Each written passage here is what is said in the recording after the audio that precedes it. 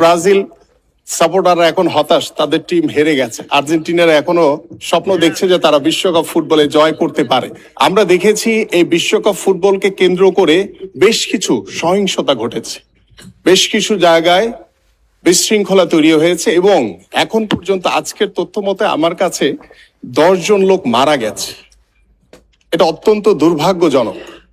আমি আপনার মাধ্যমে দেশবাসীর কাছে আহ্বান করব, খেলা একটি আনন্দময় একটি বিষয়, এটি নিছক আনন্দ ছাড়া তেমন কিছু না।